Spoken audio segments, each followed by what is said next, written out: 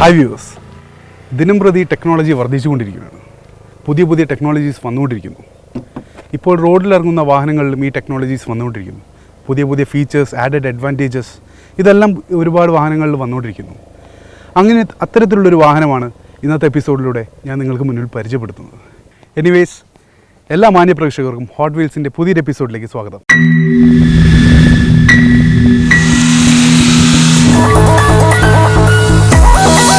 ഇന്നത്തെ എപ്പിസോഡിലൂടെ നമ്മൾ പരിചയപ്പെടാൻ പോകുന്ന വാഹനം ഫ്രഞ്ച് വാഹന നിർമ്മാണ കമ്പനിയായ റിനോയുടെയാണ്. കേരളത്തിൽ ഒരുപക്ഷെ റിനോൾട്ട് എന്നാണ് അറിയപ്പെടുന്നത്, പക്ഷേ അതിൻ്റെ ശരിക്കുള്ള പ്രൊണൗൺസിയേഷൻ എന്ന് പറയുന്നത് റെനോ എന്നാണ്.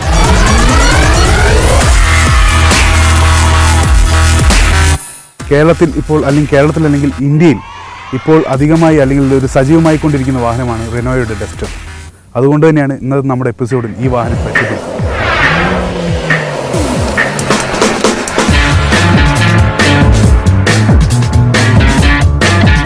117 വർഷത്തെ സേവന പാരമ്പര്യമുള്ള ഒരു വാഹന നിർമ്മാണ കമ്പനിയാണ്, ഫ്രഞ്ച് വാഹന നിർമ്മാണ കമ്പനിയാണ് റെനോ.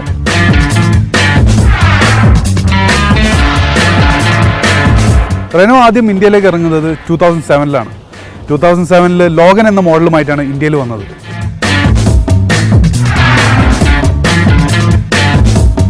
വന്ന സമയത്ത് ഇവർക്കൊരു മാർക്കറ്റിംഗ് ഉണ്ടായിരുന്നില്ല. ഒരു ഫേമസ് ആയിട്ടുള്ള ഒരു കമ്പനിയല്ല റെനോ. അതുകൊണ്ട് തന്നെ ഇതിൻ്റെ മാർക്കറ്റിംഗ് ഏറ്റെടുത്തത് മഹീന്ദ്രയാണ്. പിന്നീട് അതിനുശേഷം 2011-ലാണ് ശരിക്കും റെനോ ഒരു സെപ്പറേറ്റഡ് ആയത്. റെനോ ഇറങ്ങുന്ന സമയത്ത് അല്ലെങ്കിൽ റെനോ സെപ്പറേറ്റഡ് ഇറങ്ങുന്ന സമയത്ത് ഫ്ലൂവൻസ് എന്നൊരു വാഹനമായിട്ടാണ് ഇന്ത്യയിൽ വന്നത്. അതിനുശേഷമുള്ള 4ാമത്തെ പ്രൊഡക്റ്റാണ് Renault Duster.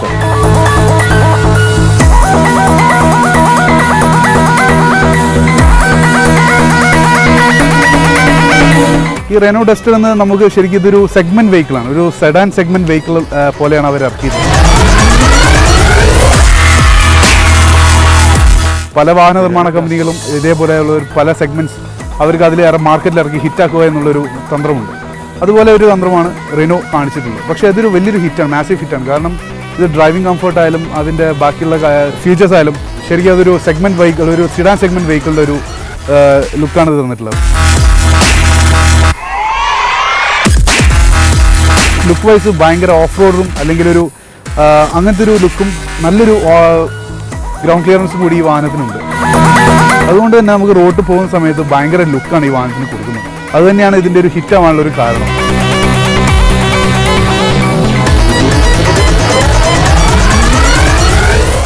Renault ഡസ്റ്ററിൻ്റെ look wise നമുക്ക് നോക്കാം. ശരിക്കും ഒരു ബോൾഡ്, എല്ലാ എപ്പിസോഡിലും ഞാൻ ഈ ബോൾഡ് എന്ന് പറയുമ്പം ശരിക്കും അത് പല വാഹനത്തിനും അനുയോജ്യമായിരിക്കില്ല. എന്നിരുന്നാലും ഈ വാഹനത്തിന്, ഡസ്റ്റർ എന്ന വാഹനത്തിന് പ്രത്യേകിച്ച് ബോൾഡ് ആൻഡ് അഗ്രസീവ് എന്നുള്ളൊരു വേർഡ് വളരെ വ്യക്തമായിട്ട് തന്നെ നമുക്ക് കാണുമ്പോൾ തന്നെ മനസ്സിലാവും ഇത് ആ ഒരു വേർഡിന് അനുയോജ്യമായിട്ടുള്ളൊരു വാഹനമാണ്. ശരിക്കും അതിൻ്റെ ഗ്രില്ല് നോക്കുകയാണെങ്കിലും ഹെഡ്ലൈറ്റും ബാക്കിയുള്ള എല്ലാ ഒരു മൊത്തമുള്ളൊരു ഷേപ്പ്, ഫ്രണ്ട് ഷേപ്പ് നോക്കുകയാണെങ്കിൽ ഭയങ്കര മസ്കുലറായിട്ട് ബോൾഡ് ആൻഡ് അഗ്രസീവ് ആയിട്ടുള്ള ലുക്കാണ് ഈ വാഹനത്തിന് കൊടുത്തിരിക്കുന്നത്.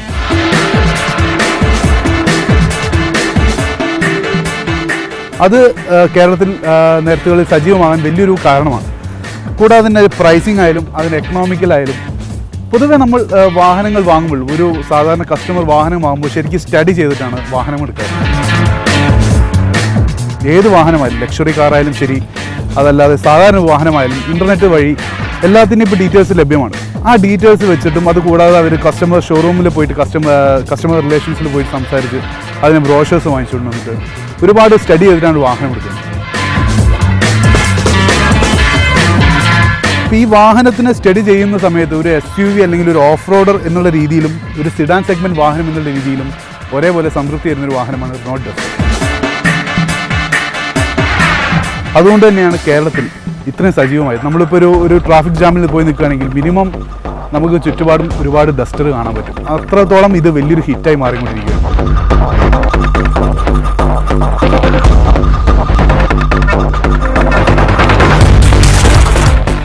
മുമ്പേ പറഞ്ഞ പോലെ ഇതിൻ്റെ ലുക്സ്, അതിന് ബോൾഡ് ആൻഡ് അഗ്രസീവ്. ഇവിടെ ഇതൊരു കസ്റ്റമർ ഷോറൂമിൽ ചെന്നിട്ട് അല്ലെങ്കിൽ ടെസ്റ്റ് ഡ്രൈവ് എടുക്കുന്ന സമയത്ത് പുള്ളിക്കാരന് തോന്നുന്ന ബോൾഡ് ആൻഡ് അഗ്രസീവ് ഫീലിംഗ്, അത് തന്നെയാണ് ഈ റെനോ ഡസ്റ്ററിൻ്റെ ഏറ്റവും വലിയ വിജയം. അതുകൊണ്ട് തന്നെയാണ് കേരളത്തിൽ ഇപ്പോൾ ഏറ്റവും കൂടുതൽ സജീവമായിക്കൊണ്ടിരിക്കുന്നത്.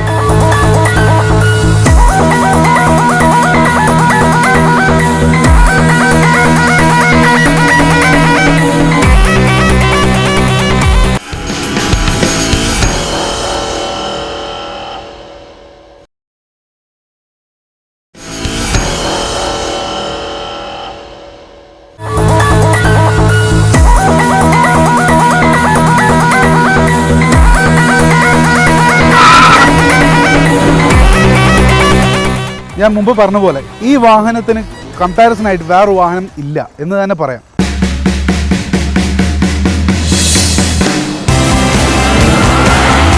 കാരണം ഇതിൻ്റെ ലുക്സ്, ഇതിൻ്റെ ഒരു അഗ്രസീവ് മോഡ് ശരിക്കും ഏതാളിലും ഒരു കാണുന്ന ഏതൊരു കസ്റ്റമർക്കും അതൊരു ഭയങ്കരമായിട്ട് ഫീല് നൽകുന്നുണ്ട്.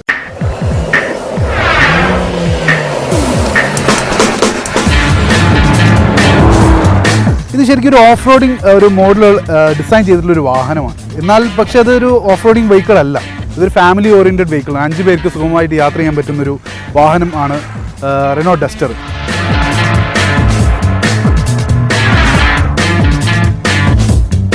ശരിക്കും നമുക്ക് കാണുമ്പോൾ എൻ്റെ ഫ്രണ്ട് കാണുമ്പോൾ തന്നെ അറിയാം ഇതൊരു കടിച്ചു കയറാൻ വരുന്ന പോലെയുള്ളൊരു ഡിസൈനാണ് ശരിക്കും ഇതിന് കൊടുത്തിട്ടുള്ളത്.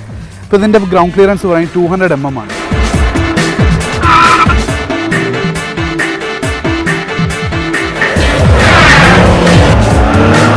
ഈ ഒരു സെഗ്മെൻറ്റ് അല്ലെങ്കിൽ മറ്റേത് സെഗ്മെൻറ്റിലും ഇല്ലാത്തൊരു ഗ്രൗണ്ട് ക്ലിയറൻസ് ആണ് 200 mm.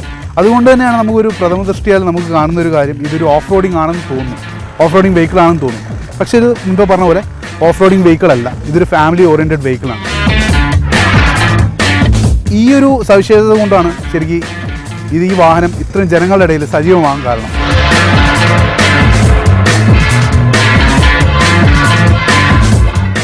പൊതുവേ ഈ റെനോ ഡസ്റ്ററിൻ്റെ ഒരു ഫ്രണ്ട് ലുക്ക് നോക്കുന്ന സമയത്ത് ഭയങ്കര ബോൾഡ് ലുക്കാണ്, ഭയങ്കര മസ്കുലർ ഫീലിംഗ് ആണ് നമുക്ക് ഫീൽ ചെയ്യുന്നത്. ഇപ്പോൾ ഈ ഒരു സെഡാൻ സെഗ്മെൻറ്റ് പോലുള്ളൊരു വാഹനമാണ്. അതിൻ്റെ ഗ്രൗണ്ട് ക്ലിയറൻസ് കാരണമാണ് നമുക്കിതൊരു SUV ആണോ അല്ലെങ്കിൽ ഒരു ഓഫ് റോഡിങ് വെഹിക്കിളാണോ നമുക്ക് ചിന്തിക്കേണ്ടിയിരിക്കുന്നത്. പക്ഷേ ഇതിൻ്റെ ഫ്രണ്ട് നോക്കുന്ന സമയത്ത് 2 സൈഡ് നല്ലൊരു ബോൾഡ് മസ്കുലർ ഫീലിംഗ് ആണ് കൊടുക്കുന്നത്. കൂടാതെ അതിൻ്റെ ബോണറ്റ് നോക്കുകയാണെങ്കിൽ ബോണറ്റ് നമുക്ക് അറിയാം കുറച്ചൊരു U ഷേപ്പിലാണ് അതിൻ്റെ മുകൾ ഭാഗത്തുള്ളത്. അതിനെ കുറച്ചും കൂടി ഒരു ബൾജ് ചെയ്ത് മുകളിലേക്ക് ബൾജ് ചെയ്ത് കുറച്ചും കൂടി ഫ്രണ്ട് നോക്കുന്ന സമയത്ത് ഭയങ്കര അഗ്രസീവ് ഒരു ലുക്ക് കൊടുക്കുന്നുണ്ട്. കൂടാതെ ഇതിൻ്റെ ഹെഡ്ലൈറ്റ്സ് എന്ന് പറയുന്നത് നല്ല രീതിയിൽ തന്നെ ഫിനിഷ് ചെയ്തിട്ടുണ്ട്. അതിൻ്റെ കൂടെ തന്നെ നമ്മുടെ ഇൻഡിക്കേറ്റേഴ്സും വന്നിട്ടുണ്ട്.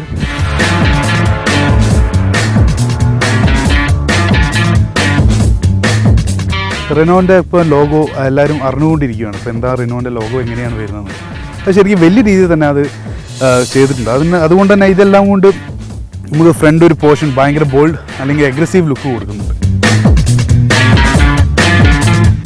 കൂടെ തന്നെ നമുക്ക് ഫോഗ് ലാമ്പ് ഘടിപ്പിച്ചിട്ടുണ്ട്. ഇതൊരു ഫുൾ ഓപ്ഷൻ വെഹിക്കിളാണ്, അപ്പോൾ അതിന് മാത്രമേ അത് ഫോഗ് ലാമ്പ് ഉണ്ടാവൂ.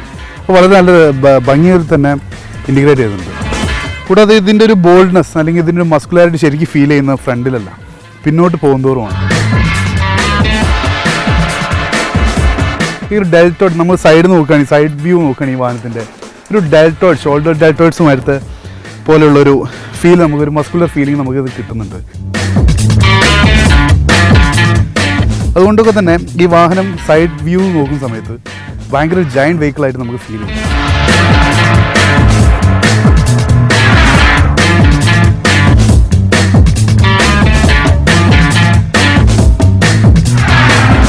ഈ ഒരു വാഹനത്തിൻ്റെ ടോട്ടൽ ഒരു ലുക്സ് നോക്കുകയാണെങ്കിൽ മുമ്പ് പറഞ്ഞ പോലെ ഭയങ്കര ഒരു മസ്കുലർ ഫീലിംഗ് ആണ് നമുക്ക് ഈ വാഹനത്തിനുള്ളത്. അപ്പോൾ ഇതിൻ്റെ ടയേഴ്സ് ആയാലും ആ ഒരു രീതിയിലാണ് 5 സ്പോക്കോട് കൂടിയിട്ടുള്ള അലോയ് വീലാണ് ഈ വാഹനത്തിന് കൊടുത്തിട്ടുള്ളത്. ഇതിൻ്റെ ഇപ്പം നമ്മുടെ റിയർ വ്യൂ മിറർ ആണെങ്കിലും ആ ഒരു മസ്കുലർ ഫീലിംഗ് നിന്ന് നിലനിർത്തിക്കൊണ്ട് തന്നെയാണ് ഇത് വെച്ചിട്ടുള്ളത്, ഇതിന് ഘടിപ്പിച്ചിട്ടുള്ളത്. കൂടാതെ ഇതിൻ്റെ റൂഫ് നോക്കുകയാണെങ്കിൽ 2 കളർ, അതായത് ട്വിൻ കളേഴ്സോടുകൂടി സിൽവർ കളറും ബ്ലാക്കും കൂടി മിക്സ്ഡ് ആയിട്ടുള്ള ഒരു റൂഫ് റെയിൽ കൊടുത്തിട്ടുണ്ട്. അത് വളരെ അതും ഒരു മസ്കുലാരിറ്റി നിലനിർത്തിക്കൊണ്ടാണ് റൂഫ് റെയിലും ഇതിനെ ഫിറ്റ് ചെയ്തിട്ടുള്ളത്. ടോട്ടൽ ഔട്ട്ലുക്ക്, അതായത് പുറത്തുനിന്ന് നമുക്ക് ഈ വാഹനത്തിൻ്റെ ലുക്ക് നോക്കുന്ന സമയത്ത് ഭയങ്കരമായിട്ടുള്ളൊരു ജയൻറ്റ് അല്ലെങ്കിൽ ഒരു മസ്കുലർ ഫീലിംഗ് നിലനിർത്തിക്കൊണ്ടാണ് ടോട്ടൽ ഫ്രണ്ട് മുതൽ ബാക്ക് വരെ ഡിസൈൻ ചെയ്തിട്ടുള്ളത്.